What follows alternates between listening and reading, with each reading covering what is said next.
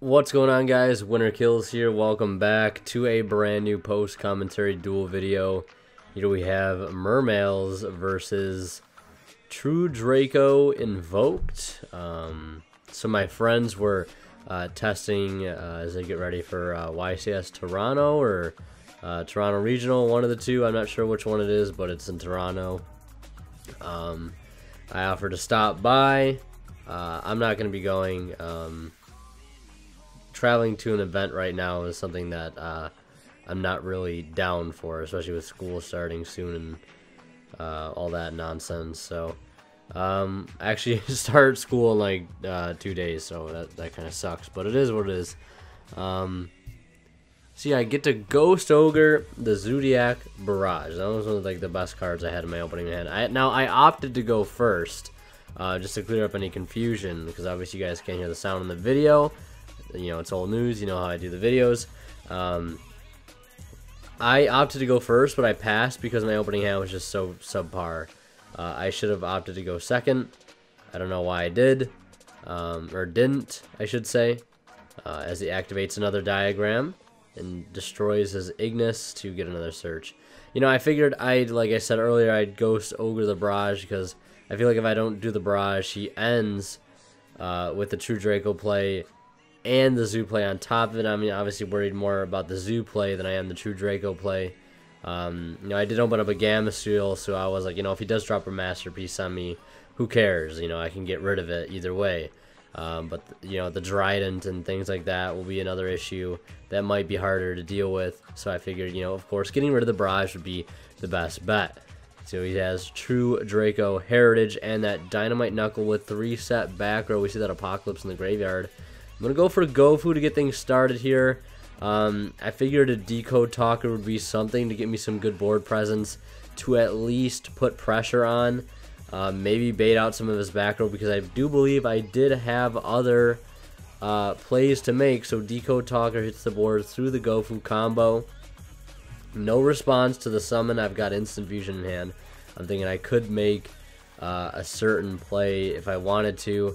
But we're going to start things off with Nepta Breezy. I don't know why I call him that, but Neptabus getting things started. Sending Dragoons, adding Dragoons, and Megalo. Basic go-to for that one card combo, netting you 2 cards. Now I sort of have room to get some play started. I have the Gamma Steel in hand. I was thinking, you know, should I get rid of the Dynamite Knuckle? But it's not really posing any threat to me at the moment. I figured I'd save the Gamma Seal, of course, for what the real threat's going to be, as we use that Instant Fusion to go into Theseus, to go into Coral Dragon. Figured that would be the best. So if I do lose it, I at least get a draw off that. So, you know, it won't be too bad if I do end up losing my field. I'll at least get something out of it. Trying to think ahead a little bit anyways. Marksman hits the set Desires. That's actually kind of good. Stop him from getting more draws next turn. So we add a Neptabus and we add a Mizuchi. You see, I'm trying to set up a Coral Dragon play where I discard the Neptabus, get a pop on his side of the field. I think I go for the diagram, which I think is the best bet at the time, and I still think it is, because if I would have hit, of course, Heritage or Return of the True King, he'll get an effect off it, and I don't want him to do that. So I think I end up going for the diagram. And of course, gonna try and use the Neptabus to revive the Dragoons, and then once that hits the board, I planned on tributing it, but he has Torrential Tribute. So that's cool. I get a draw off it. I draw into Soul Charge, so I'm like, do I want to use it now? You know, I don't think at this point if I pass, he can get a board that's going to be able to OTK me, so I sort of play a little bit more passive instead of going full aggro. Which turns out maybe was actually the good idea. So he does end up reviving that Dynamite Knuckle during his end phase. And then he'll draw off Disciples of the True Draco Phoenix. Tries to use his Return of the True Draco King. No targets left, and he'll swing for a quick 25 now that diagram is gone. Don't have a whole lot of life points left at this point for Soul Charge. I do lose 35 at this point. 1,000 from the Soul Charge and 25 from that Dynamite Knuckle. But I do have Soul Charge. I think I drew into Abyss Pike for turn. But then again, like I said, I was like, you know, do I summon the Abyss Pike and go for the effect and lose my Gamma Seal if I want to get the search off of it? Because, you know, I think I could grab, like, Gund and revive the Megalo out of my grave with the Coral Dragon effect. But then again, I just, you know what, don't get rid of the Gamma Seal, because, you know, that, of course, that might come up later as being something more helpful. But like I said, I could have done this, that, and the other thing, and I don't know if it really would have changed a whole lot. I do get to get the Coral Dragon on board just as a body discard to destroy something. I won't get the draw if it does leave the field, though, because there's only one it was synchro summoned. And of course, I bring back the Marksman and the Theseus. Don't want to bring back another one because I'll lose too many life points at that point. I'd already be down 6,500, 7,500 if I do the extra 1,000. But I decide to just go for 3. Then we'll synchro for 8, and I go for White Aura Whale. That's going to blow up his field, and we're going to get ready to go into the end phase here, and he does use his Return of the True Draco King to, of course, bring back his Dynamite Knuckle.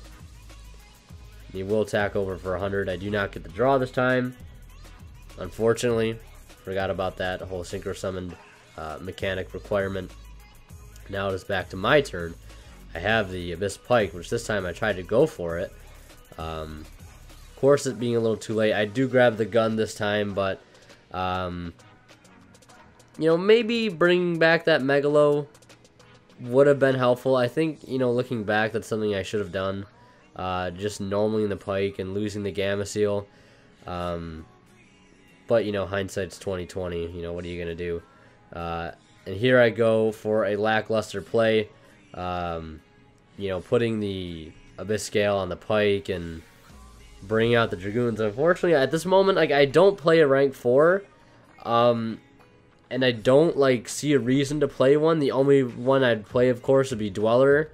But at this point, I don't see Dweller being that useful to me. At least, of course, you know, Dweller would be better in this matchup.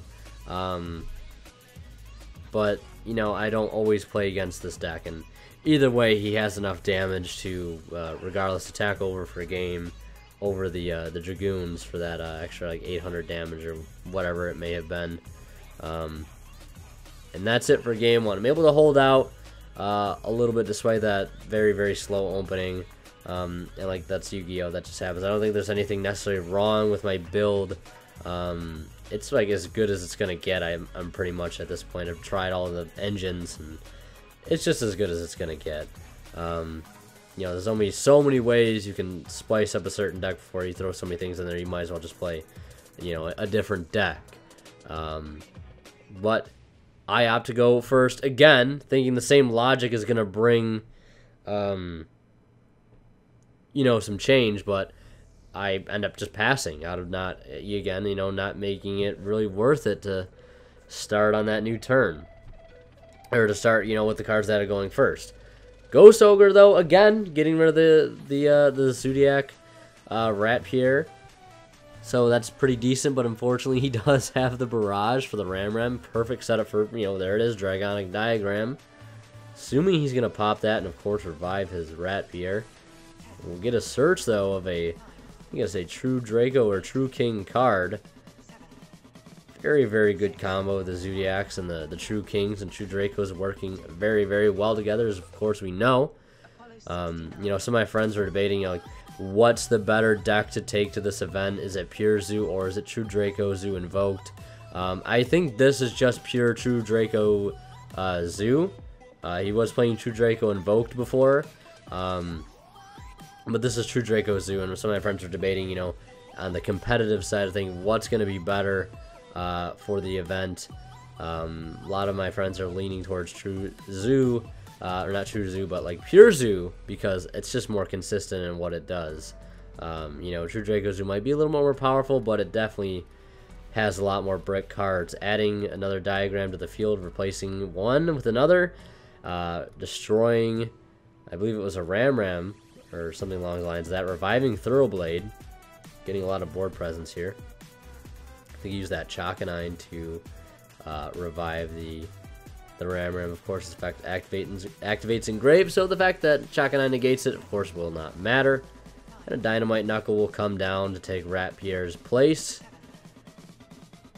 I'm not sure if he's gonna get any draws off of the Heritage, because I don't think he attributed anything this turn. Getting that Trident loaded up with a Thoroughblade, and of course a Dynamite Knuckle, swinging in for 12, 16, and 28, so 56 total. And at this point, I'm really not liking my hand. I think I opened 3 Megalo.